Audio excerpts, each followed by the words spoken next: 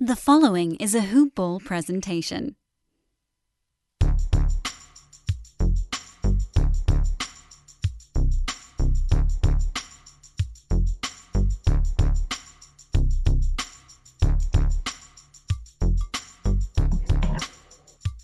Good morning, Hoop Ballers, and welcome to another edition of Hoop Balls DFS Today.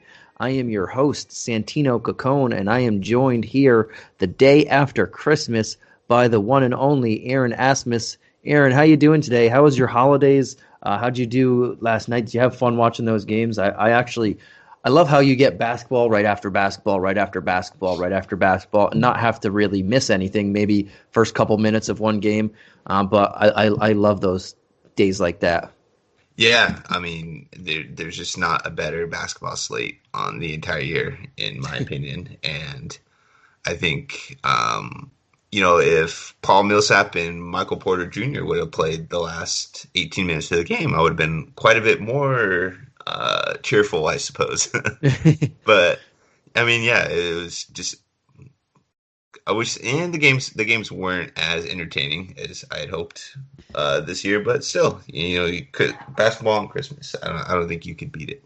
Yeah, it's one of those days where you have the marquee matchups, but all five of them were double-digit point leads for most of the game. The closest game turned out to be the last two, kind of, because they started making comebacks at the end, but then Right. it never really materialized into the single digits. So it was one of those days. You're right. But here we are. We're recording this one actually Saturday morning. We took our Christmas day off. We took the holiday off. We didn't want to do it early. Have to study the slate and do all that stuff during Christmas when we were with family or whatever we were doing. So we figured we'll just do it in the morning, send it out to you guys, and then go from there. And I think I think it works out a little bit better. We got somewhat of a little bit more news. We have a little bit more clarity.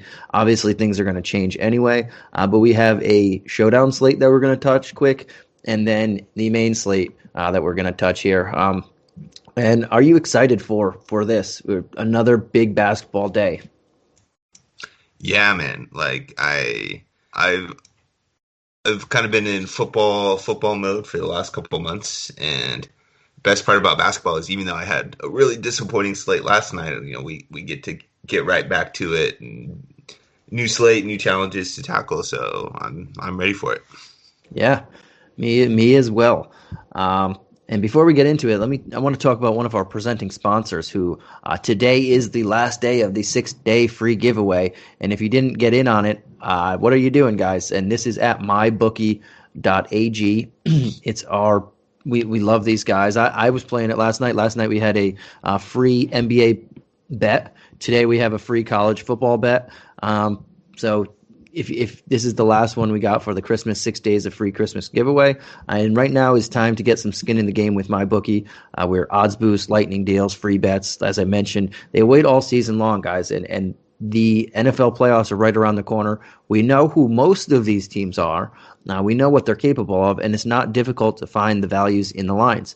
Whether you're a first-time customer or have been playing with MyBookie for years, there's no shortage of value to be found and the thousands of game lines, unique prop bets, and contests that they offer every week. Sign up or get reloaded today. Find an edge, make your bet, and get paid.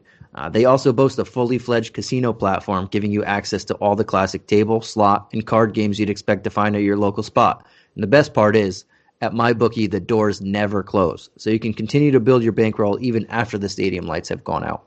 So make the right play and sign up today at MyBookie. And when you do, use promo code HOOPBALL, that's HOOPBALL, to get your deposit matched halfway all the way up to $1,000. The terms are simple. You put in 200, they'll match you with another 100 in your account. If you're already planning to bet this season, this is free betting money. So it's winning season at MyBookie. Come and join the fun and cash while you're at it.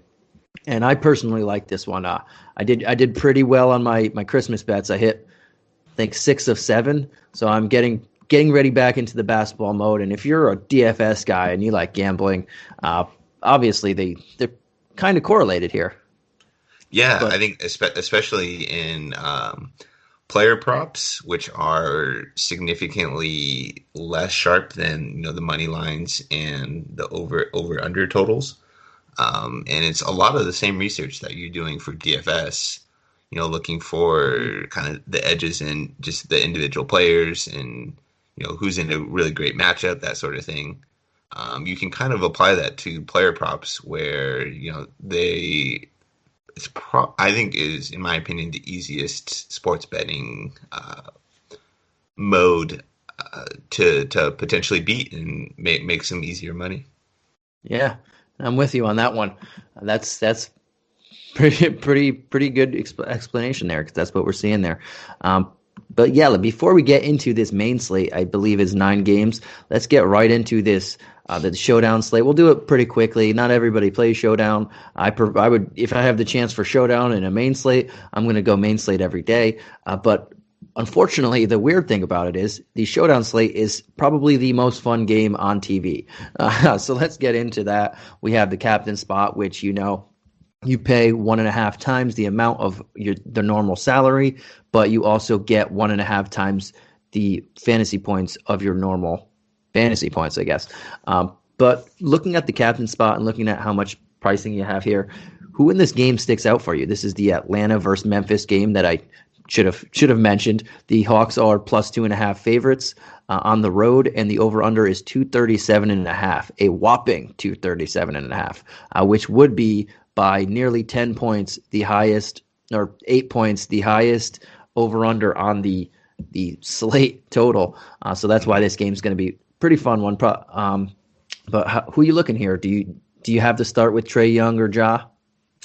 Yeah, I mean, both of these teams looked really impressive in their season openers, and we actually had this game during the preseason. It was one of the last preseason games we covered, and we kind of said, hey, these are 2 really exciting young offensive teams. They have two of the better young point guards in the game. They want to push the pace. They want to score a lot of points. And I don't see this being any different here in this game. John Morant was particularly impressive in that opening game, and he gives you a little price discount off Trae, about around $600, which I think you can really make effective use of. So if you're deciding between the two, I think I would lean John Morant in your captain spot. Yeah, and I forgot to mention that there's a lot of injuries right before we get a little more into this. There's a lot of injuries on this particular game here. We have Clint Capella is doubtful. Danilo Gallinari also doubtful. Rondo, Onyeka, Okongwu, Chris Dunn all out, and Brandon Goodwin questionable. Tony Snell also out. On the Grizzlies, we have Jaren Jackson Jr., Justice Winslow, Xavier Tillman, Killian Tilly, and Jonte Porter all out. So that's some pretty big shifts there. With Gallinari and Clint Capella both out, and Okongwu, that's most of their front court depth. So they're probably gonna they're definitely going to be shifting DeAndre Hunter at the 4. He started last game, but he's going to be getting more minutes here. They're going to be playing Cam Reddish at the 3. I think, like you said, Trae and Ja, they're going to be scoring the most fantasy points here. They have great matchups. This is going to be a fast-paced game. They're going against each other. Neither of them are particularly sound defensive players this early in their career. Right. So you're going to get a very hefty amount of fantasy points here, and it all depends on where your money lies. Can you spend up that $900 extra to get Trae Young, or do you like your lineup less with Ja? I'm fine with either of them, and I think they're both going to have pretty good games. And like you said, I think Trae is going to be owned more, but most people are going to have both of them. Whether it just depends on which one you want in your captain. I probably would lean Trae, but depending on how my dollars and cents shake out later on, I don't mind switching that up. But I'll have to have shares of both of them in this fast-paced matchup. Yeah, I think that's the way to play it. If you're said, hey, I'm building five tournament teams for this slate, maybe you do 2 with Ja, 2 with Trae, and maybe 1 with John Collins at the center, something along those lines would kind of be how I would distribute the captain ownership. Yeah, and I think there's with all these questionables and doubtfuls on the Atlanta side, all those guys that we came into the season, the Cam Reddishes, the DeAndre Hunter, Kevin Huerter, Bogdanovich, all these guys that are Gallinari even though he's not playing, but all these guys that are meshed into how many minutes can they see with all these bodies here? When you knock out two of those guys and then your main backup center, they are looking a lot more appealing to me. I am a big fan of Cam Reddish. I think he's a really good basketball player. He's starting at the small forward position, but without Gallinari there, and now Collins moving over to the 5 primary for the most part of this game. I don't think he's going to play any 4 just because they don't have any big bodies besides him and Fernando pretty much. So yeah, that means his role's a bit safer there. He can even slide down to the 4 if needed or play the 2. So he's a guy that I like. DeAndre Hunter, we just mentioned, he's going to start at the 4. I think he's better as a small ball 4 than a small forward. So I don't mind him at 54, but I'd go Cam. There's Horder, Bogdanovich. They're all lower owned. Kyle Anderson's going to get a ton of run in this game as well. Mm-hmm. I think there's so many options here that we can definitely get John Trey in there and possibly one of J Val and or John Collins as well. So I think it's just a matter of how many you can get. Yeah, I kind of wish this game was on the main slate. Exactly. I'd be so loading up on it. But yeah, I think Jonas Valanciunas is just an absolutely incredible play, as you said. John Collins is probably going to have to play almost all of his minutes at the 5, and that's just a huge weight size advantage that J Val has over him. And this guy, he's just born for a 2 fantasy point per minute role. In these kind of spots where his upside is just as good as anyone in the NBA. Mm-hmm. And a lot of times, what I like to do in these particular slates, this one might be a little different because the blow up potential here in them. But I like to go with a lower guy, like throw a Cam Reddish in my captain spot, and then load up on Trey, Ja, Collins, and J Val, and have a stacked lineup. But again, the blow up potential in this game might give me a little bit of pause to do that. But yeah, I'm with you. I wish this game was on the main slate, and it's just such a juicy game that we're going to be missing out on. I know personally, I'm not a huge fan of the showdown slates, especially when we have a regular slate on there. So I'm a little bummed as well. Yeah, and kind of just looking at different roster construction a little more.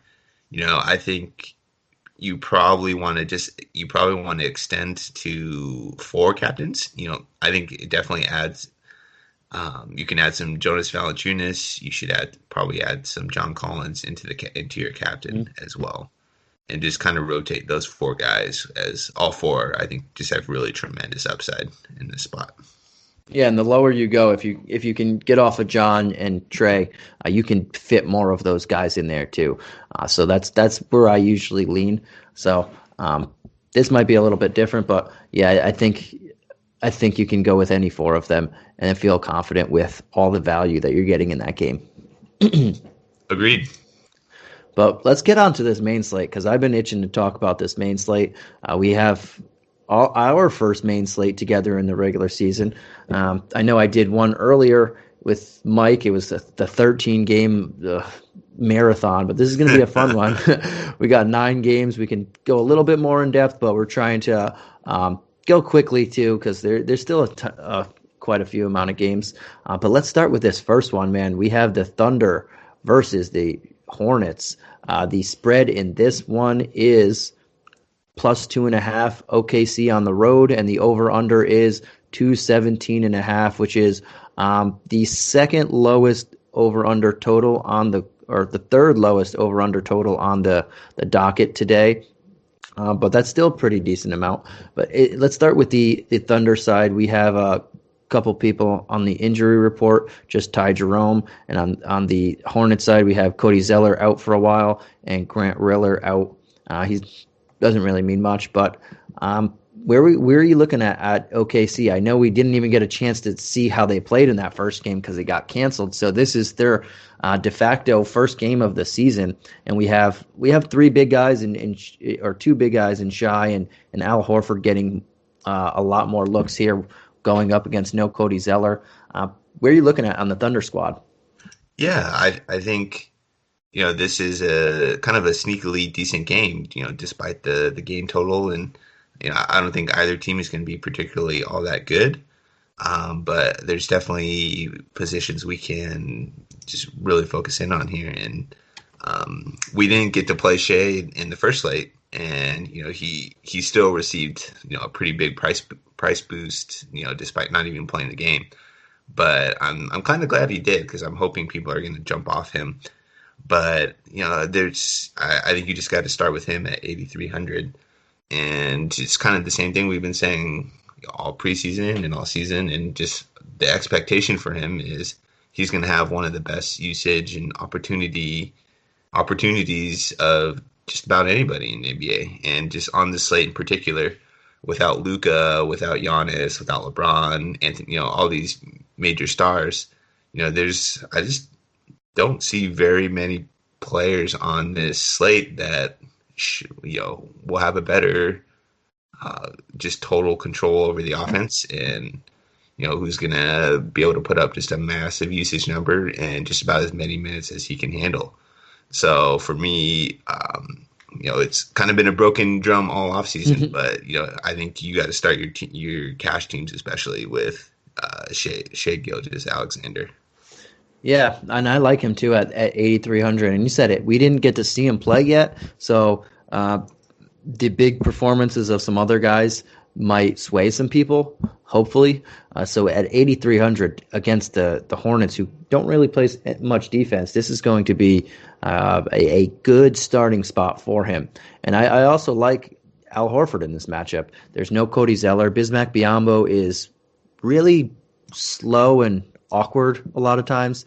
I think he'll grab a good amount of rebounds and make for a decent option at his price tag. But Al Horford should look like the old Al Horford from Boston, and maybe not Atlanta Al Horford, but he should look pretty sly in this matchup and spry. So I don't mind him at 61 going up against this.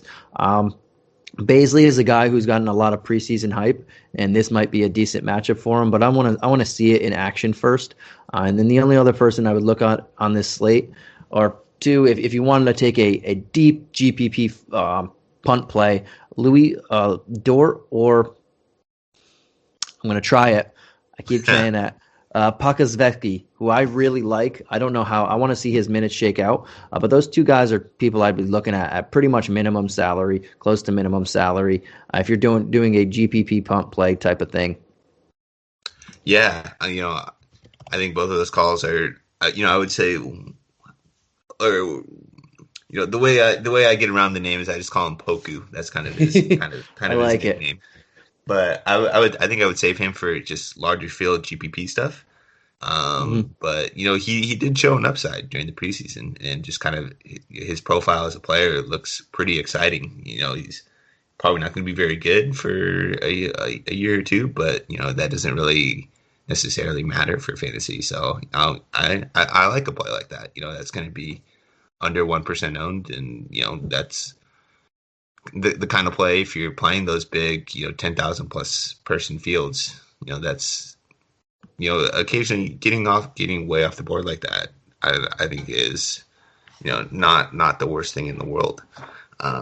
One play I did want to mention though is that I think is going to be one of the better values on the slate, and we're definitely hurting for value for the most part, is George Hill at 3,400. I think he's probably projected to start in this game, and the Hornets are defense, especially particularly on the wings, or pretty much anywhere really, is very likely to be atrocious. And if we get George Hill 28 to 30 minutes as the secondary ball handler behind Shea, and there's just not a lot of people on this team who are going to take shots or have the playmaking opportunity. And Shea he might try, but he's not going to be able to take every shot on this team. So I think George Hill is squarely in that conversation for one of the better values. Yeah, and I like him too. I think that's a really good call. And I mentioned Dort. I think Hill is safer than Dort. Dort is more like a wild card type play. So I like a cash game guy, and I think Hill. You mentioned it. I think that was a great call. Yeah, I think Dort is one of those. I think that's kind of just like a direct leverage off Hill. I think Dort kind of has that. I don't know if he has an upside necessarily, but you're going to get I don't know either. 5 to 6 times less ownership over George Hill in tournaments. So I would like something along those lines. Yeah, that's not bad. Direct leverage. And how about this Charlotte side, man? How do you feel about here? We saw Gordon Hayward go back to that Gordon Hayward we saw in Utah, where he was just the man on offense. Terry Rozier had a career game.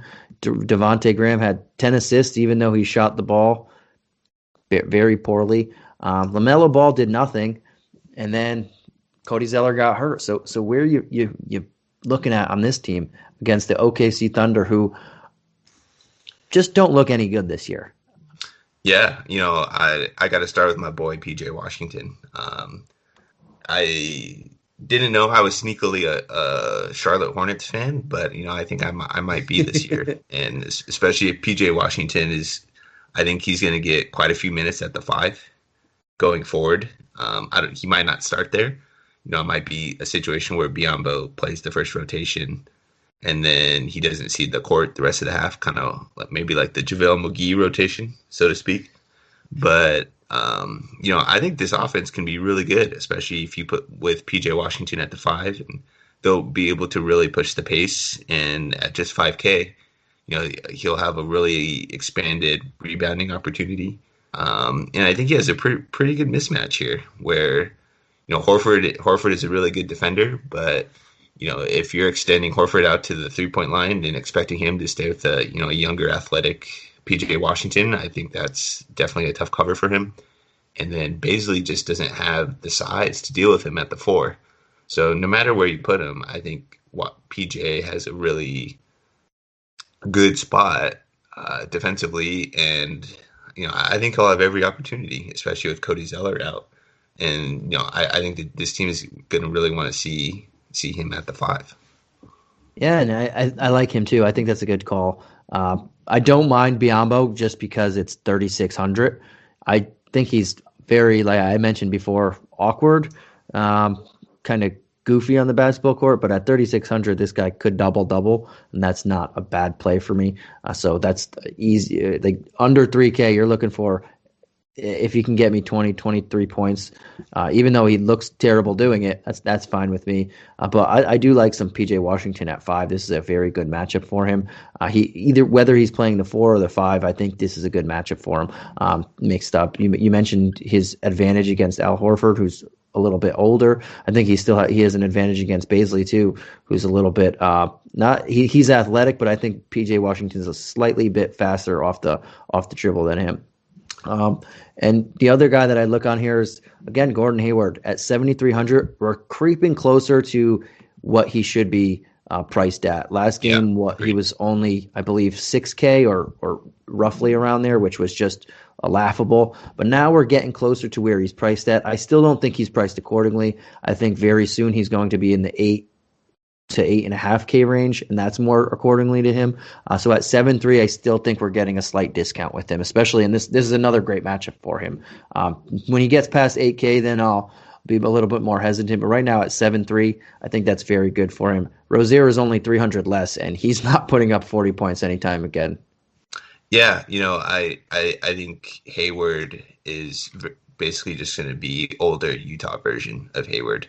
And that level of playmaker and just, ball control wing is probably, as you said, probably closer to a mid 8K player than, a mid 7K player. Mm-hmm. And I think the one thing to watch with these guards is Melo really struggled in the opener, and he only played 16 minutes. But if Melo plays well, I think that's just going to directly eat into one of Rozier or Graham. Yep. So while I think all three are probably going to be in play for tournaments, especially if they're priced effectively or efficiently, rather, going forward. I think there's definitely going to be some volatility in any projection with them.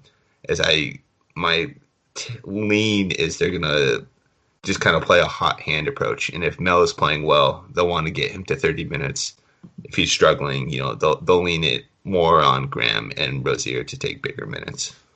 Yeah, and I agree with that. And that's why I don't think Melo's going to play that terribly every game. I don't believe in his jump shot yet. I've been saying I'm not really a believer in him. But Terry Rozier is also not going to be putting up 40 points and again like that. So those minutes should be coming down as well when LaMelo plays better. So I think they all pretty much chop each other up. And then you have Gordon Hayward, who's going to be a point forward pretty much also. So it kind of caps a lot. These guys are hit or miss in any particular game, but Gordon Hayward is the only one that you can count on game in and game out. Right. For me. Let's go on to this next game. Let's try and see if we can do it a little bit quicker. Another game of teams that should be fantasy friendly and not very good at basketball as well in the standings. So let's see how this one shakes out. But we have the Cavs against the Detroit Pistons. On the Cleveland side, we have Dellavedova out, Porter Jr. out, Dylan Windler out, Kevin Love and Dante Exum both questionable. And for the Pistons, right now we have Saban Lee out. So we'll start with the Cavs. I really liked Drummond in that first game, and he put up 14 and 14, but didn't look like he was giving everything he had there. But in this game, he gets another very good matchup. He'll go up against Plumlee and the Pistons. But the Pistons kind of like to play the slow play the game down there. On the betting side, we have this game at +2 and the lowest over-under, or +2 for the Cavs and the lowest over-under at 213.5 of the night. Does that scare you away with the way that the Pistons kind of slow down the tempo and the Cavs don't really – they try and push it, but they don't necessarily want to every possession? Yeah. I think this is a game we can definitely on a 9-game slate, we can, if we wanted to really search for plays, we could, but I think it's also really viable to say, hey, this is a 9-game slate. Maybe if you're looking for some lower owned tournament plays, but there's some really good game environments that we can attack, and higher total games, and there's just kind of not a lot here.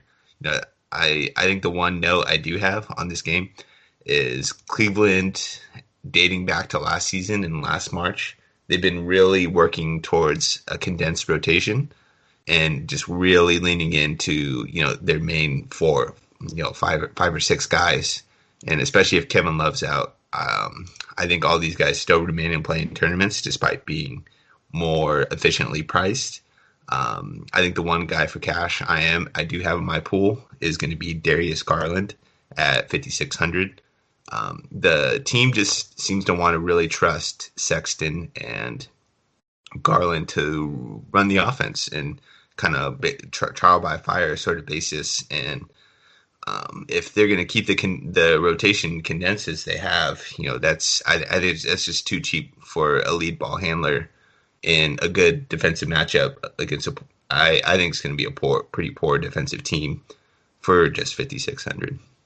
Yeah, and I don't mind him either. I like that price tag for him. It went up a little bit, just like as you mentioned, many people did. Drummond went up nearly 1,000. We had Sexton go up 1,000. Nance Jr. went up. Garland went up himself. But without Kevin Love, who's probably not going to play in this one, and Kevin Porter Jr., who is their main scorer off the bench, and he directly cuts into a little bit of Garland and Sexton. Without those two guys taking touches and whatnot, there's not much to go around after the Sextons and Garlands. Drummond just finds his own shot. Nance Jr. is not a shot creator. Osman, none of them are shot creators. So I don't mind 5,600 for Garland here either. I don't think I'm going to pay up for the other guys who are more priced accordingly now. So that's not bad on this team. But again, this is a low over-under, so I'm not going to have too much exposure. If I want it, like you mentioned, I want to go where I can find some value and not guys who are priced more accordingly. So I like Garland here as well. Yeah, and on the Detroit side, again, I think you could play Jeremy Grant, excuse me, at just 5,200. Right. And I think his minutes are going to be secure, just kind of barely based on the contract, but just his player profile is one, especially on the offensive end, is very inconsistent, and there's just better game environments to attack. So I'm not looking too heavily into this game outside of a few of the Cavs guys. Yeah, and I'm close there too. I don't want any really of Blake Griffin, Derrick Rose. Grant is not bad, but I want to see more out of him, as they want him to be one of the main scorers, and I just don't know if that meshes well with him.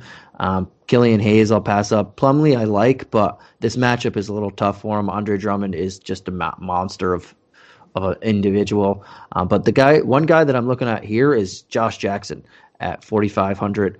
This guy he's probably the number one scorer on this team, and that might be a hot take or whatever you want to call it. But I'm looking at here, he's, especially on the second unit, he's definitely the number one option. And if he moved into the starting lineup, a little bit of an older Blake Griffin, an older Derrick Rose who are coming off injuries, I don't see anybody who wants to take as many shots as this guy and is willing to take as many shots as this guy. To me, 4,500 is not bad, especially against an opponent like the Cavs. But the only thing about it is this game is going to be a little bit slowed down. Like we mentioned, it's the lowest over-under on the night. So that's why I only want people who are cheaper than or a lot cheaper than they are. But Josh Jackson, he's going to be getting the minutes on a team that's devoid of primary scorers. So he would be the guy that I'm looking at over here. Yeah, I think that's a good call. I think you almost want to keep him on the bench and kind of away from, the minute. Try to get him separated from Blake Griffin and and Grant in the starting lineup, and just keep him in a role where he can just chuck to his heart's content. And he can chuck. Right. All right, man. Let's get on to this next game. We have the Orlando Magic at the Washington Wizards. And the Magic are 2-point underdogs. The over-under is, now we're getting back up there at 231.5. We don't have news on what is going to happen with Bertans or Westbrook at the moment. So that's something that we definitely have to keep an eye on. If Westbrook sits, we were told that he's likely to sit one of the back-to-backs for this whole season. It seems like Scott Brooks might already be changing his mind on that. But if he didn't, and if he's still sticking out of that plan, that means today or tomorrow Westbrook will be sitting. We don't have official confirmation on which day it is. That is going to change a lot when we get to the Wizards here, knowing if he's in or out. But let's go to the injury report really quickly. We have on the Magic the same three people: James Ennis out, Al-Farouq Amino out, Jonathan Isaac out. Wizards, same guys here. We have Rui out, Garrison Matthews out, Cassius Winston out. Let's start with the Magic side of the ball.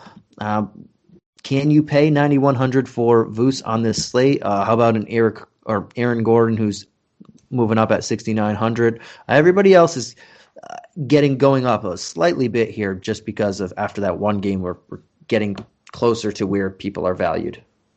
Yeah. I think just kind of an overall trend for this slate is DraftKings was pretty aggressive after the first game with, guys who played well or, teams that are going to a kind of a pace up spot. So it's, as I said at the beginning of the slate, we're going to be hurting for value a little bit or a lot of it on this slate. But yeah, Vucevic, I wrote Vucevic up as kind of just one of the better tournament pivots on the slate. And the Wizards just for years now just have not been able to stop really skilled and big offensive centers. And Vucevic is, I think he certainly falls into that category. And just particularly last year, he just really torched the Wizards over 3 games where he had 26 points per game, 12.7 rebounds, 3.3 assists, one steal, and nearly 1 block in just 30 minutes on 57% shooting. So especially if the Wizards can keep this a little more competitive and you can maybe boost those minutes into the 34, 35 range, I don't see, I think Vooch ends up being one of the better point per dollar plays on the slate, honestly. And, there's just not an answer for him on this Wizards team. So he's one of my build arounds in tournaments in single entry 3 max for me today. And I don't think I'll be able to fit him in cash games because of a couple guys on Houston and Shai Gilgeous-Alexander and a few of these other guys. But I think he's just an awesome play. Yeah, and I like Vooch too for all the reasons you mentioned, and I think you hit it perfectly. For purposes of time, I don't think I have to expand on that. I think you did a great job there.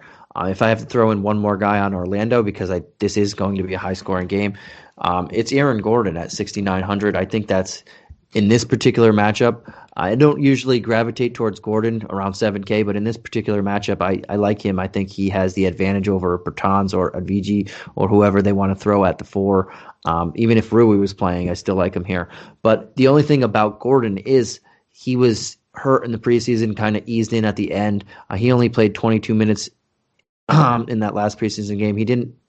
The one thing I want to know is he going to get this full workload that I wanted to see out of him? He did pretty well in the first game. He is a guy, I think he plays much better as a 4 than he does as a 3, and with no Isaac there, he's going to be playing the 4. But he played 26 minutes. If he can creep that up, like you mentioned with Foos, if he can creep that up to 32, I'm all over him in this matchup at that price tag. I think you can get him. But I need to hear a Steve Clifford, because Steve Clifford is one of the more reliable coaches when it comes to what he wants to do with his guys before the game starts. I want to hear some Steve Clifford. Yeah, we're going to get Gordon in the 30s, because then I'll feel confident with him. If he's staying in the 20s, then I won't have as much of him as I would like. Agreed. Yeah, I think it's a good call. Let's go on to the Wizards here. We mentioned the Russell Westbrook news. We'll just say, if he's in, how do you feel? If he's out, is Bradley Beal a must turn to? Yeah, I think if he's in, I think he's the best tournament play of the slate, just because it's pretty difficult to play him and Harden together on a team, and I think Harden's just going to be massively owned with Russ getting left by the wayside a little bit. So I think you're building really great tournament leverage in all formats if Russ is in this game. It's not the best matchup for him. The Magic tend to be one of the slower teams in the league. They're almost always good defensively, sound defensively. But I don't think I really care. I think Russ is just going to be OKC Russ just this whole season. Bill is a guy that has developed into one of the higher usage guys in the league, but his skill set is also one I think that is far more complementary than a James Harden, where you can get him quite a few catch and shoot opportunities off creation from Russ. Whereas Harden's game just really isn't that anymore. So yeah, Russ is a guy I want to be firing as many times as much as possible, especially early in the season when the pricing on the stars is more condensed. And if he's out, Beal, I was trying to work him in cash builds with Beal. It was a little bit of a tight fit. Especially with Shai being basically 1K cheaper. So I don't know if you work him in cash, but I think Beal would easily raise to one of the top tournament spends of this slate. Yeah, for me, Russell Westbrook's going to be a triple-double monster again. Back in Scott Brooks' system, back in being the alpha dog. I know Beal is there, but he doesn't command as much of the offense and doesn't do what James Harden. James Harden was pretty much OKC. I mean, right. James Harden pretty much is Houston, I might be saying was Houston soon, but yeah, Beal is a different guy. He played with John Wall a lot, so he's used to playing off the ball and all that stuff, and not having to touch the ball every possession. So yeah, if Westbrook plays, I really like him at 10-3. Like you said, he's going to be a nice pivot off of James Harden, $600 cheaper. And if Westbrook plays, I'm not going to play Beal. I think he's really great, but I don't think his assist numbers and rebound and his peripheral numbers are going to be where I want them to be paying 93. And that said, if Westbrook doesn't play, Beal becomes very enticing to me because of the things that I just said. I don't think they're going to be there with Westbrook. They should be there without Westbrook. So it'll be a 180 for me if Westbrook doesn't play. Maybe I still don't have many shares because of that price tag, and there are a few people around there that are pretty good. But I will definitely have a lot more without Westbrook. And everybody else on this team, I think Thomas Bryant is in a pretty solid spot. So I don't mind the 67. I mentioned Aaron Gordon. I would rather have Aaron Gordon in this matchup. If he plays 30 minutes. Yeah. But if not, then I lean Thomas Bryant in this matchup. Everyone else here, to me, I don't know about you, is kind of a wait-and-see approach for me. If Bertans doesn't play, then Avicii at 41 or Brown Jr. at 43 give me a lot more of, okay, now I like that price tag. If Bertans is in this one, then they're all playing. They're just jumbled in there, and I don't know who I want, so I'd rather pivot off them with all these options that I have. Yeah, I think the best thing we can say is this is a wait and see game. This is check back later. Check our Twitter for who's in, who's out, that sort of thing. And I think you called it. Denny is squarely in play. If Bertans is out, if he's in, he's a little more thin. So this is a wait and see game. We don't have perfect information yet. Nice. All right, man. Let's get on to this Philly-New York Knicks game. We have the Philly on the road. The Sixers are 8.5-point favorites, and this game is one of the lower ones at a 215 over under. We're kind of deep into this podcast already. We didn't do too many teams. We had that Showdown Slate that we had to talk about first. So let's see if we can do some quick hitters here. How do you feel about that? Yeah, let's get to it.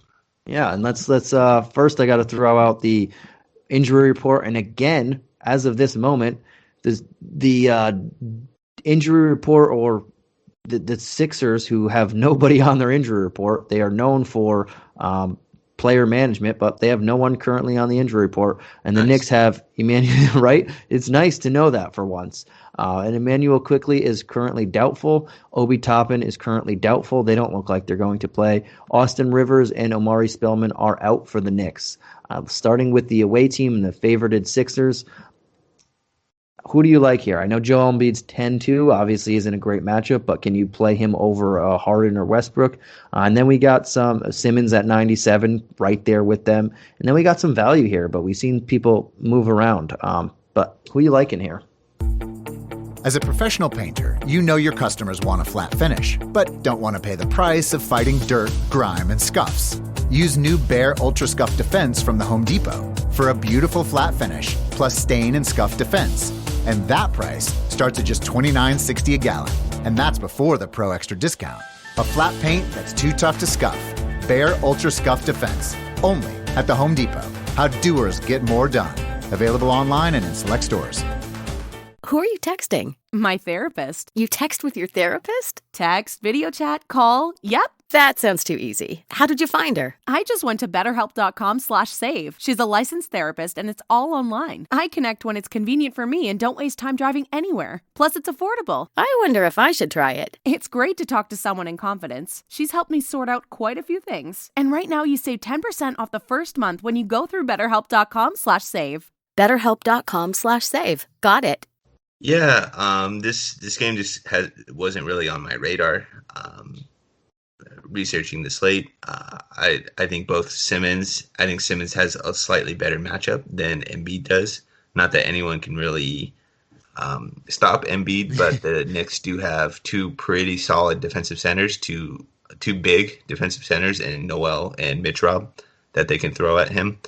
And if I'm paying 10-2 for Embiid, I'd rather just play Westbrook or play Harden for a little more expensive.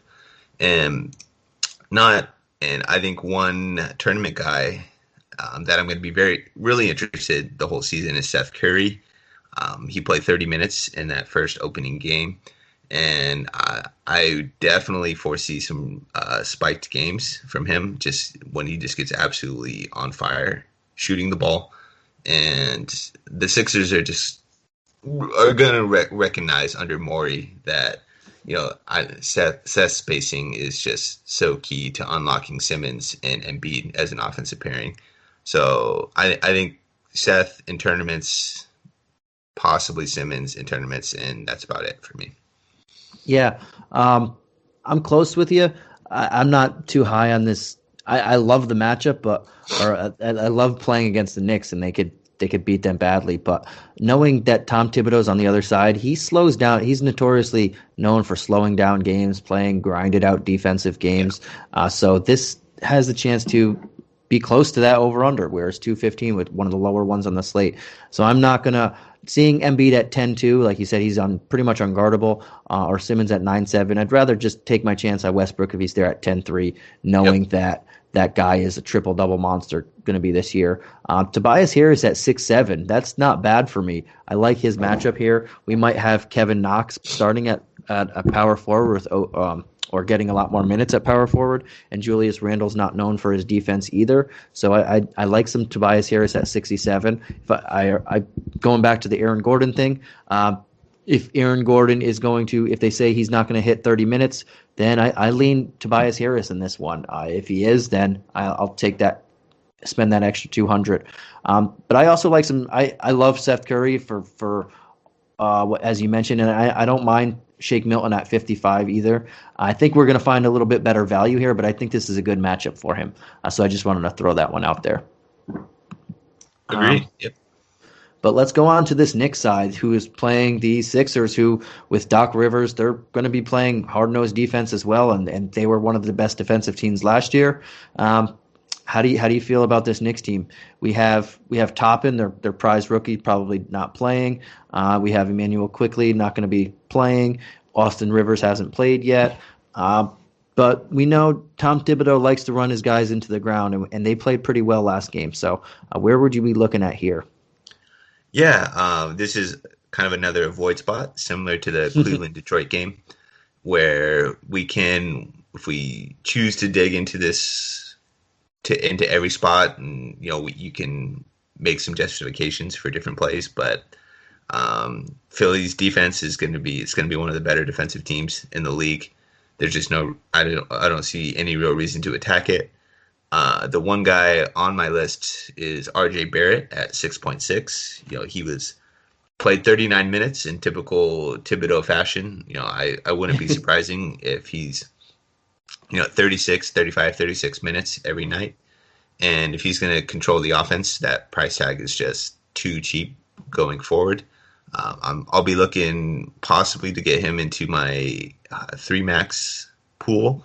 But outside of that, I'm not interested in anyone for this. Yeah, and I'm with you. RJ Barrett, I think that's a really good price tag. I just don't like this full matchup like you. So especially in cash games, I'm not looking at this game. I'm just going to pass it. I don't mind. I think Noel at 34 is a good price tag, but him and Mitchell Robinson are going against Embiid. So especially Mitch Robinson expects some fouls and foul trouble. So Yeah, I'm going to pass on the Knicks on this game. I do like me some Knicks this year, but just knowing the matchup, I'm going to pass too. Let's go right before we get into our next game. We have a couple games left. I just want to tell you guys a little bit about one of our other presenting sponsors in Manscaped. So listen up, guys, because today we have a new Manscaped product alert. Manscaped just released the Weed Whacker nose and ear hair trimmer. Take a look in the mirror, and I guarantee you'll see hair sticking out of those holes. It's time to keep your ear and nose hair looking as nice as your clean-shaven pubes. Manscaped is forever changing the grooming game with their Weed Whacker. This nose and ear hair trimmer provides proprietary skin-safe technology which helps prevent nicks, snags, and tugs in those delicate holes. The only nose hair trimmer on the market with a powerful and rechargeable lithium-ion battery that lasts for up to 90 minutes of use. Have you ever pulled your nose hair out with your fingers? That might hurt. Worse than nicking your balls. So Manscaped is making whacking your weeds a time to look forward to, delivering the maximum confidence while providing hygiene. So it's time to upgrade your Manscaped routine with the Weed Whacker and get 20% off and free shipping with the promo code HoopBall20. That's HOOPBALL20. Again, get 20% off and free shipping with the code HoopBall20 at manscaped.com. That's HOOPBALL20. So what are you waiting for, guys? Go whack your weeds. And you like that one? Yeah. Solid read. All right. So now we're into the 8:00 games. The Indiana Pacers at the Chicago Bulls. And we have the Indiana Pacers, the 5-point favorites on the road. And the over-under is 222. Ooh, that was a tongue twister. 222.5. So we have some good people on the Indiana side that I'm looking at. But right before that, throw in the injury report. Goga Batadze is out. Brian Bowen II is out. Jeremy Lamb is out. And on the Bulls, Thaddeus Young is out. Let's go right into the Pacers, man. What are you looking at here? Yeah, so Sabonis and Brogdon ended up being slate winners on the previous slate at really low ownership. And I'm not entirely sure why they just kind of seem to be always, I don't want to say disrespected, but just a little bit underappreciated for how consistent and just how rock solid they are every single slate. For me, I'm looking to get them into my cash game pool. Unfortunately, because we kind of have to play Harden, they're a little bit tough to get into your cash games, but in terms of just a amazing floor, and you're getting two of the lead offensive guys on the slate in a really great matchup. I think they're just phenomenal plays. Yeah, and I lean Sabonis. I know he's 1,000 more, but this matchup is great for him. And the people around his price tag, outside of Shea, I like him more than everybody outside of Shea around his price tag, even going up to Levine. So 8,900, 400 more. So I'm with you on the Sabonis disrespect. And he didn't really jump up in pricing, and neither did Brogdon too much from the previous game, which is a weird thing because most of this slate has. So you're right about the disrespect here. I really like Sabonis, and he has a lot of muscle on Lauri Markkanen, who's going to be matched up against him. So I think he's going to get he's pretty much a lock for a double-double as usual, and he can assist for a big man. So I like him here as well. Anybody else on this slate outside those two guys on this team that you're looking at? Yeah, not particularly. With this Pacers team, we can move on to the Bulls if you're ready. Yep, yeah, I'm ready, man. Let's do it. Let's do some more quick hitting. And we have the Bulls. They played poorly in that first game and got blown out by the new look Hawks. What do you expect in game 2? I really want to jump back on the Wendell Carter Jr. bandwagon. I think this is going to be another team kind of maybe similar to Cleveland in that they're just going to want to really rely in on their 6 key guys for all their shots, playmaking, and just for most of their opportunities. For one thing I really want to focus on this season is when a cash game, quote unquote, lock like Wendell Carter Jr. just absolutely busts and everyone's mad at him, I want to jump back on the next slate. And he's the only guy on this team who didn't get a really big price bump. And Miles Turner does tend to struggle occasionally with some of the quicker, bigger centers on defense. So while it's not an amazing matchup, I think there's a real ownership edge that you can find in tournaments with Wendell Carter. But outside of him, everyone's kind of just too expensive now. Everyone just got a massive price bump after being the chalky team during that first slate of games. So he's about the only guy I'm looking at. Yeah, and I'm with you there too. I like Wendell Carter Jr. in this matchup. You mentioned it. People liked him last game. He did nothing really. So this is a nice turnaround to bounce back on 5,100 for him. I like Kobe White around that price tag, but then when you look around who else is around that price tag, I'm going to get to someone who's $100 more, who I like a lot more. So for me, I'm with you. I think Wendell Carter Jr. is not bad. I also don't mind taking a look at Patrick Williams at 4,500 if you're around that range. I think you mentioned it.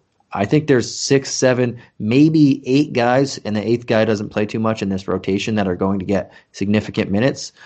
So tight rotation like that, a guy at 4,500 who's in the starting lineup currently, not a bad look for me. Agreed. Yeah, let's go right on. I like these quick hitters. Let's go to the Toronto Raptors, or Tampa Bay Raptors, I guess we can call them, against the San Antonio Spurs. And the Spurs are 2.5-point underdogs at home, and the over/under is 227.5. On the injury report, we have the Raptors have Patrick McCaw out. The Spurs have Derek White out and Quandre Witherspoon out. So let's start on the away team on the Raptors. We got Siakam at the high mark at 8,200, and then no one really moved too much from their last spot. But this is a high-scoring matchup, a good matchup for this team. Who are you looking at here? Yeah, I really like all these Toronto guys. I think for one, the line kind of stood out against the Spurs, who are, I think the season-long projection is they're probably going to be one of the worst teams in the Western Conference. I don't know if that's a hot take or not, but the Toronto only being 2-point favorites, I guess, because they're on the road. But there's not. I don't know if home court advantage is really all that much of a thing this year in the NBA. So I don't know. But all these price tags I think are really, really good, and we saw a very similar rotation that with Toronto that we saw in the bubble, where they just really condensed on their key guys. And this is a team that just had a sneakily good overall opportunity increase with Ibaka and Marc Gasol leaving, and you replace them with kind of lower usage guys like a Chris Boucher, who's not going to take many shots, and Aaron Baines, that sort of thing. So I think kind of all these guys are in play in tournaments, especially, and I think their price tags are, depending on what your build is, I think you can fit maybe 1 or 2 of them into cash games. Yeah, and I like that too. For me, I think the biggest values here are Aaron Baines at 42 is a nice value. I think you can look at most people.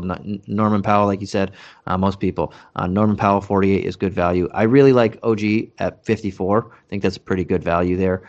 We just mentioned Wendell Carter Jr. at 51. I think they're in similar boat. I like OG's matchup a little bit better, so that's not bad. And Fred VanVleet, Kyle Lowry, you can always play these guys, but I'd lean in Fred VanVleet this time. He shot the ball very poorly in game 1, and usually he's a guy that he has off games and on games and off games sometimes. When his on game is on, it's on. I expect Lonnie Walker probably guarding him mainly, with Murray on Lowry, giving me VanVleet at 7,300. I think he's a very, very good value here. I think I mentioned Aaron Gordon a few times, and everybody around that price tag. I'd leave VanVleet in that scenario. I think he's a lot safer, and this is a a solid matchup too. So those are probably my two guys, and Aaron Baines if you're looking for value here.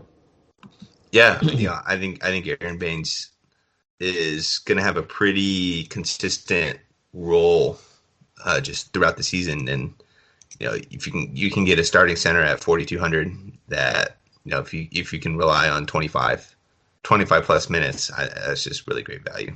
Mm-hmm. And then if the Spurs try and match size with them and they put in Pirtle in the starting lineup, which we'll get to, Baines can stretch the floor. He showed that last year, so that's another thing. But let's run on to the Spurs side. Who are you liking here? We have Derek White is still out. Keldon Johnson had a pretty good game that first game. DeMar DeRozan had a revenge game at 8K. Where are you leaning towards in here? Yeah, I think this is an avoid spot overall.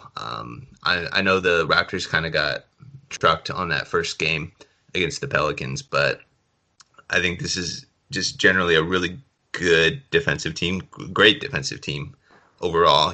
Aaron Baines is, at this point in his career, is probably a better anchor than Marc Gasol was. So I think they actually probably improved on the defensive end in terms of rim protection. So Dejounte Murray is going to be a play for me just about every slate, especially with Derek White out these first few weeks. But I'm not really all that interested in targeting the Raptors on a 9-game slate. And I'm with you. I think the Raptors are a very good defensive team, and there's too much moving pieces on this Spurs team to who's going to hit each night to where I don't want to test my luck against a very good defensive team. If they're playing someone weaker, then I like some of these guys' price tag, but I'm going to let it be for now as well. Let's move on to this next game. We have 3 games left. Let's see if we can run right through them quickly. We got the Minnesota Timberwolves against the Utah Jazz. We got the Wolves +9 and the over-under a big 229. On the injury report, we have Jordan McLaughlin is questionable and Jalen Noel as out. And then on the Jazz, we have Derek Favors as probable. So most of these guys playing.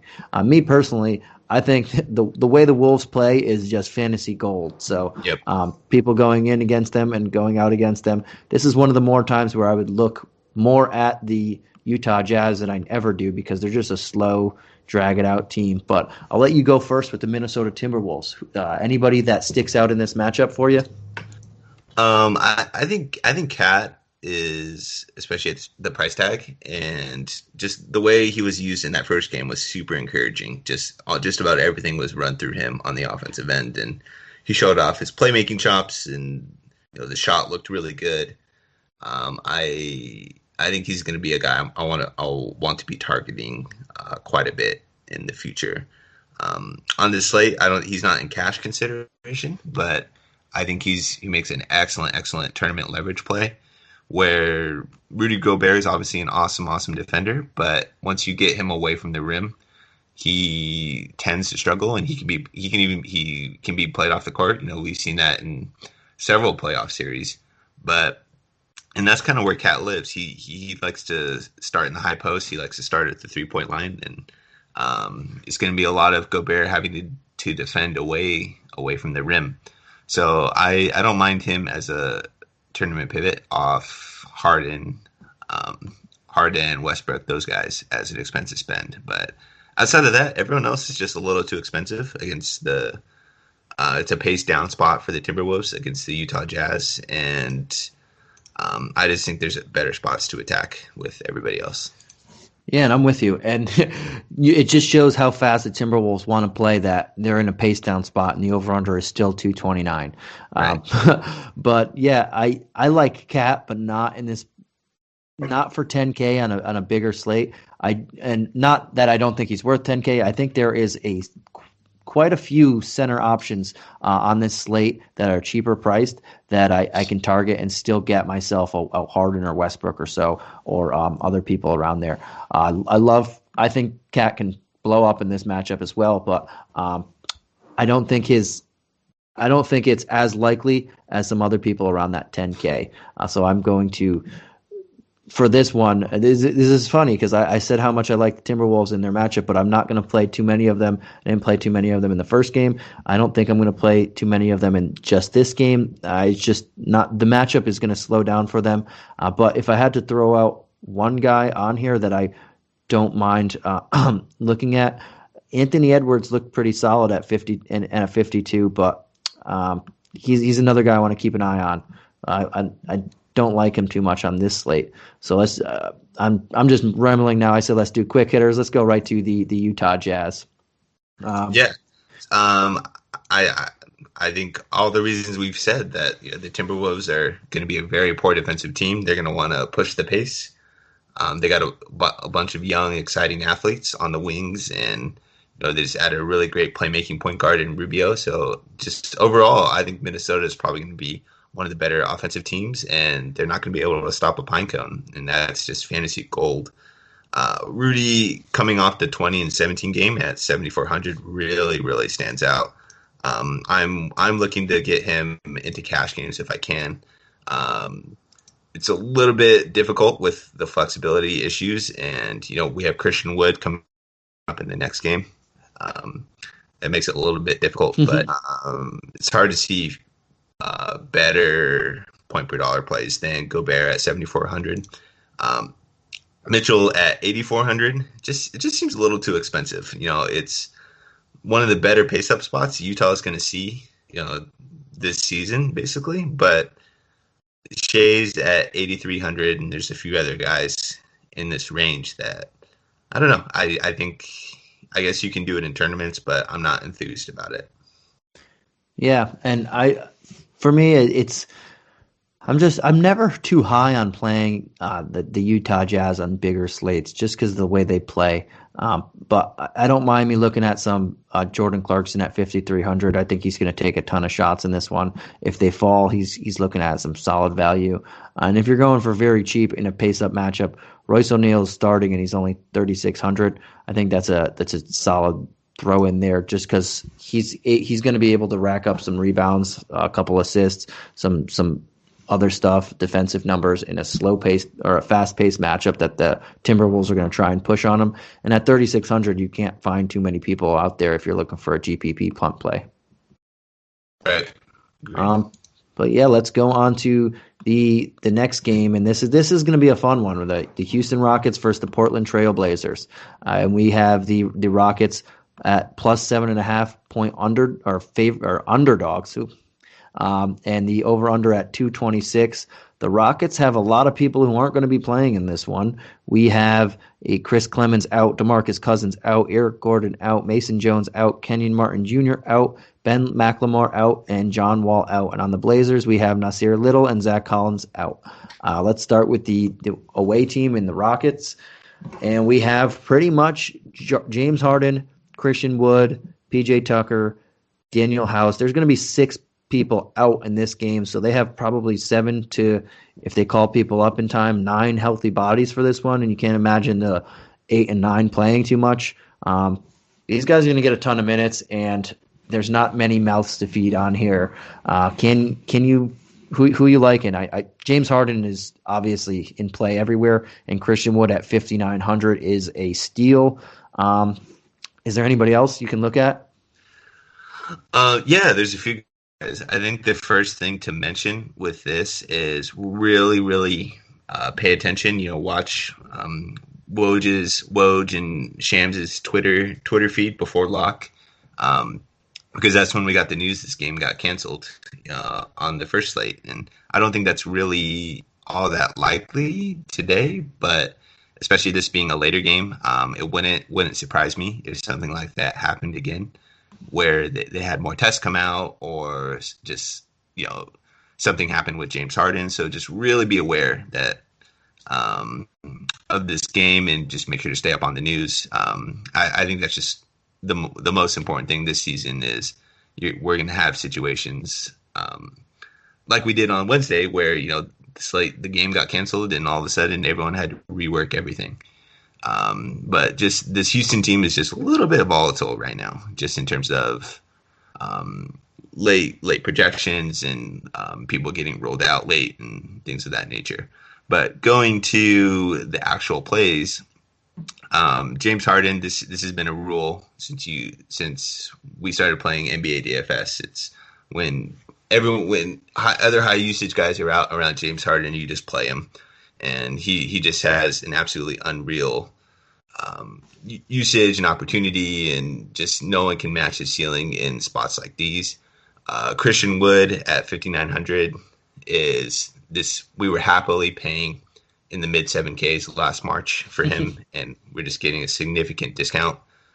It's a tough matchup, Nurkic, and they got Collins back, but I think Wood is in a significantly better offensive position, with Harden as his playmaker, and Wood is an excellent lob threat in the pick and roll. I think that's just going to be an absolutely gold pairing moving forward.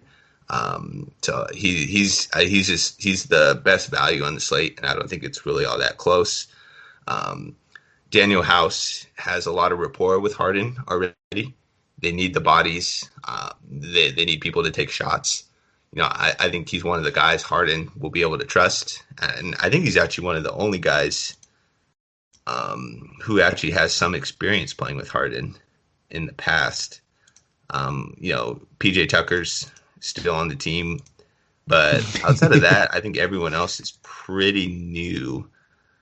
So I think there'll be a level of trust with Harden there, and I think a pretty easy pathway to 34 plus minutes for House, which is just too cheap at 4,700 when we're definitely looking for value. And then going down to the punt plays, it's a little bit of guesswork, but I think Sterling Brown at 3,200 is probably your best bet. Brown has had success in the past when given opportunity and minutes. I do think he is an NBA player, which I don't think I can say about a lot of the guys that the Rockets are shooting up tonight.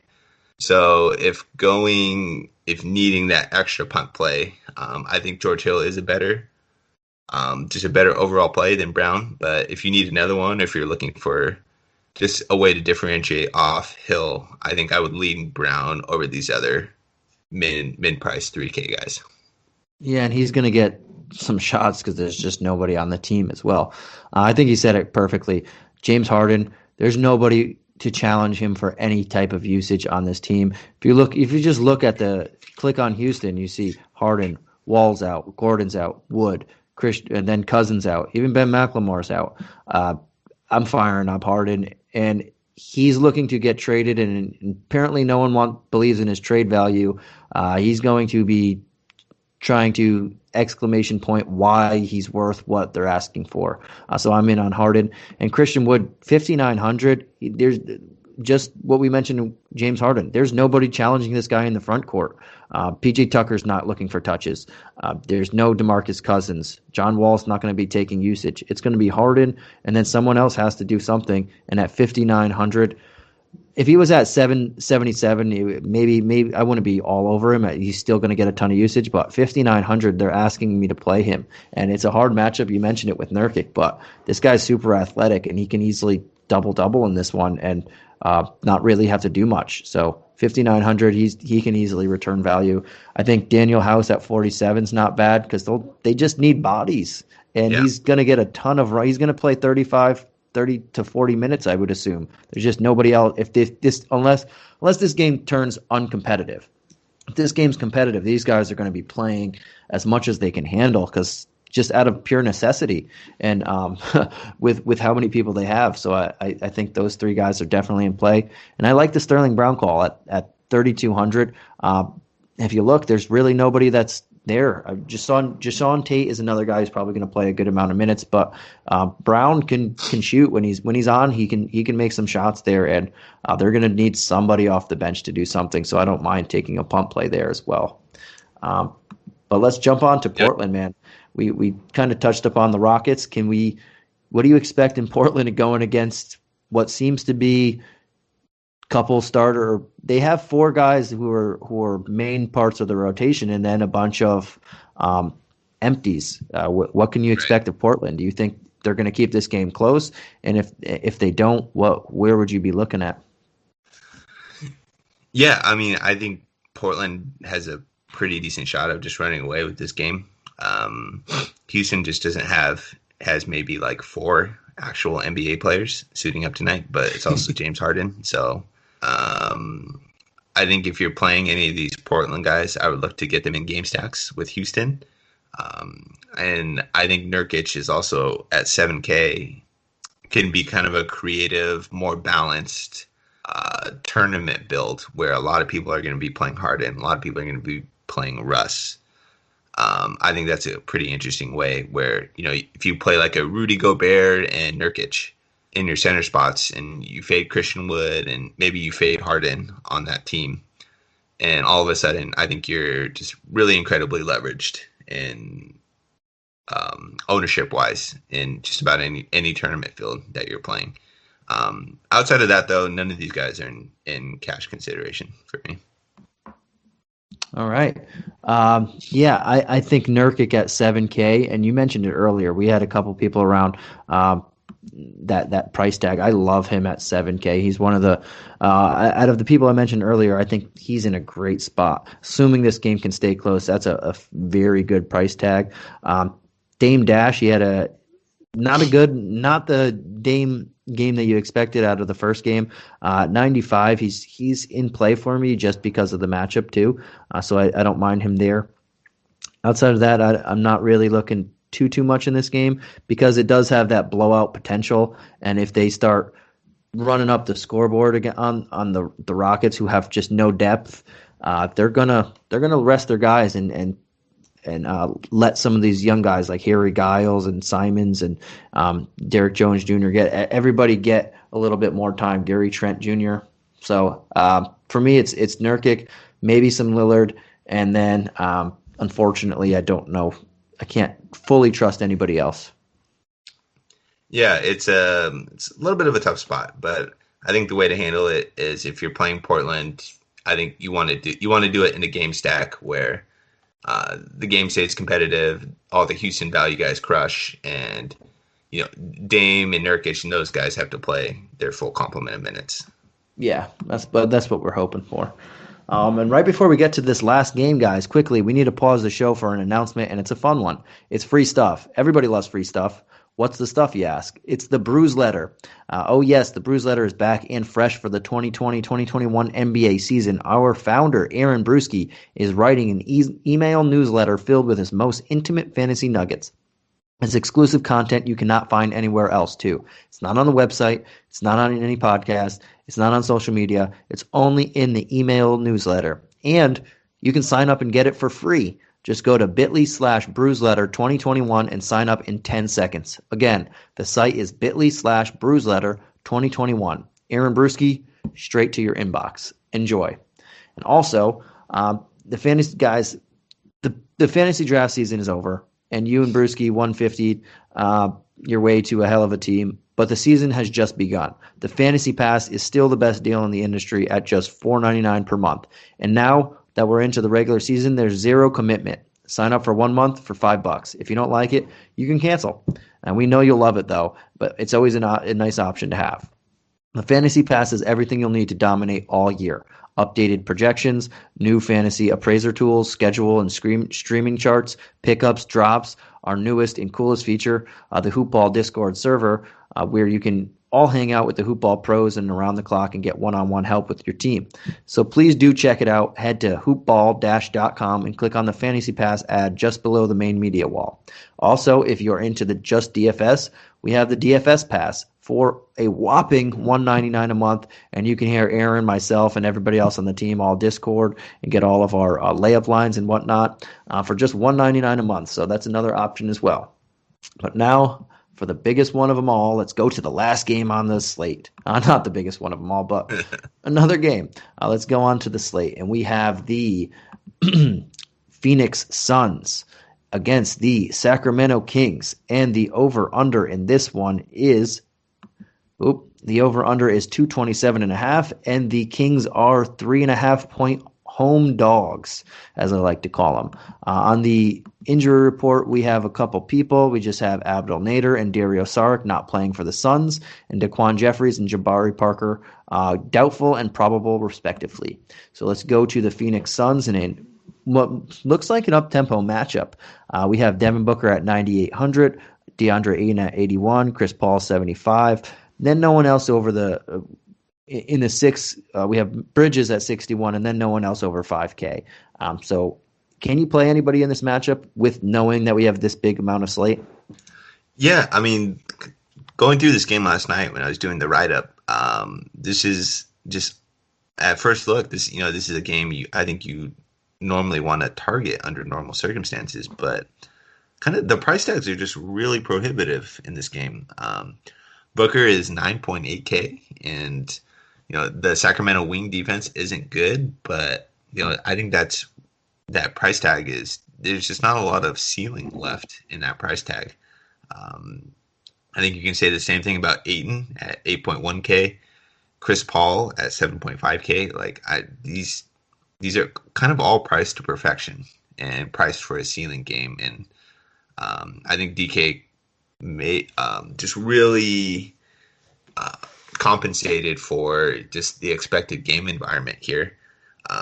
So I honestly, no, I want to target this game. I think the way I may try to do it is try to build like a game stack sort of scenario where I'm taking value everywhere else, and then I'm taking the main cogs from this game, like a Booker Ayton, and then run it back with like a Fox Bagley on the other side sort of scenario.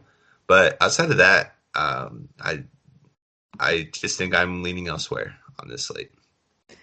Yeah, and I'm with you, and it's a nice matchup, but looking at the 9-game slate and seeing all the price tags, they're priced accordingly, and Devin Booker is pretty much priced with Russell Westbrook, who I think's safer if he plays.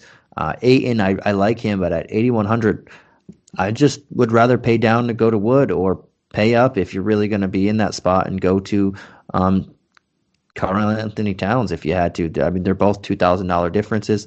I also don't mind Sabonis right in that same spot. But yeah, I think everybody is priced accordingly. Ayton, I guess, would be my favorite play of this team, but I'm not high on anybody with their price tags, knowing that we have a big time slate here as well. With that said, man, how do you feel about this Sacramento side? Can you play most of these guys by themselves? I know you said if you play some Phoenix, maybe you want to throw in supplement it with some Kings guys. I love doing that. But can you just play them on their own without playing any Suns? Yeah, I think their tags are a little bit better, but it's still kind of a little bit of the same thing. Fox is all the way up to 8.7, Buddy's up to 7.1K. Just if you kind of think about their expected outcomes and what their ceilings are, that's it's kind of difficult for them to, especially in terms of median, to play them in cash games at those price tags. And then in terms of ceiling, yeah, if this game environment goes just way off where the total is 240 points, ends up being around 240, then yeah, maybe they can get to that ceiling.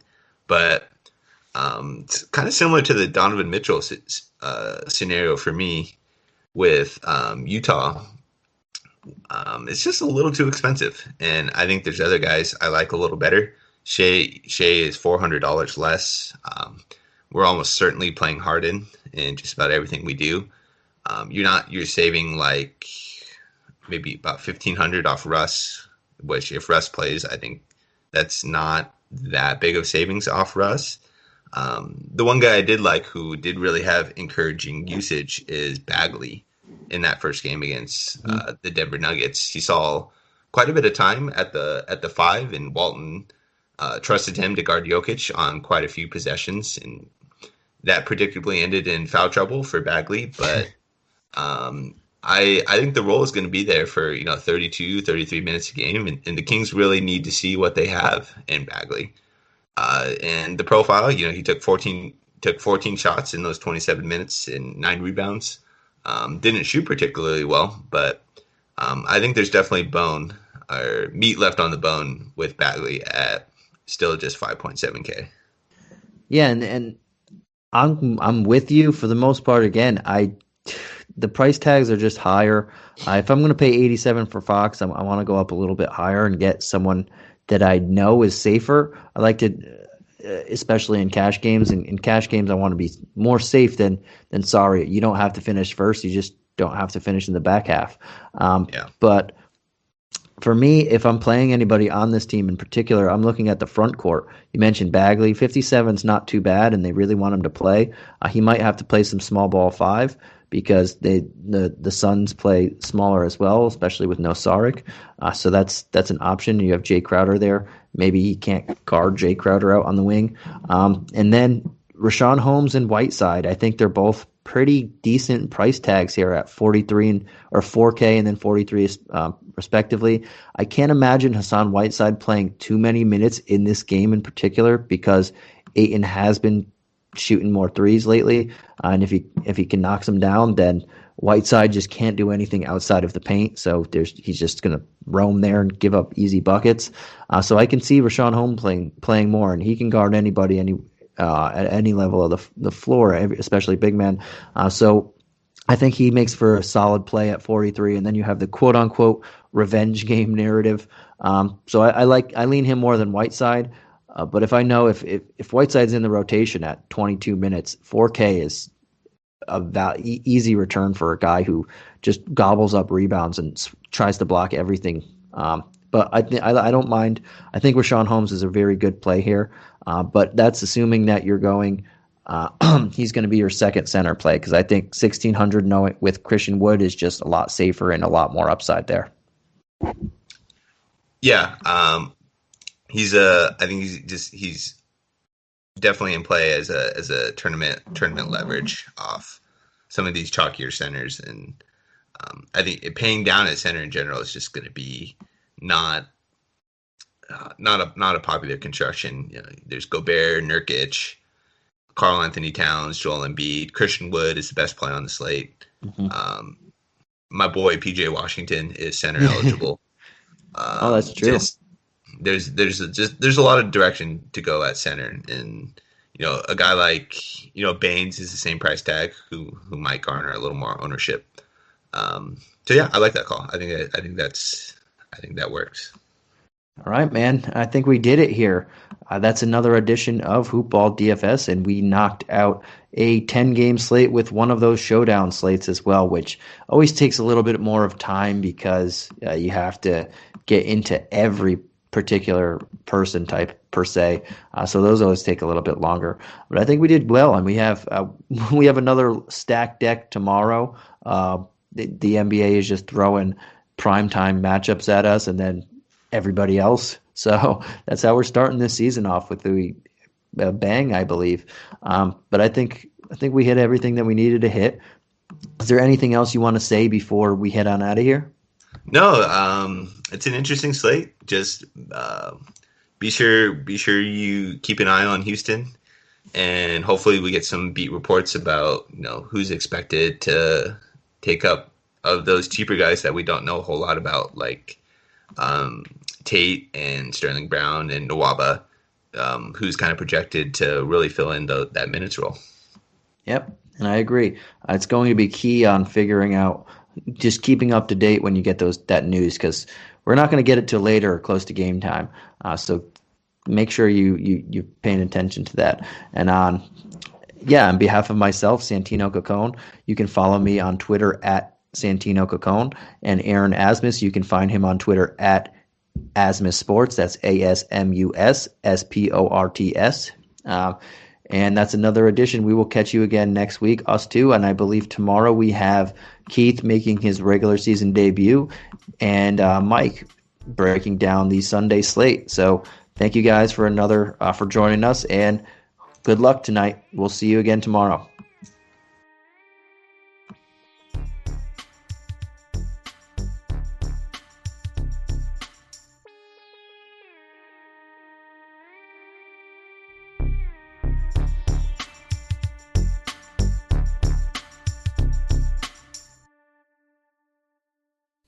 This has been a Hoop Ball presentation.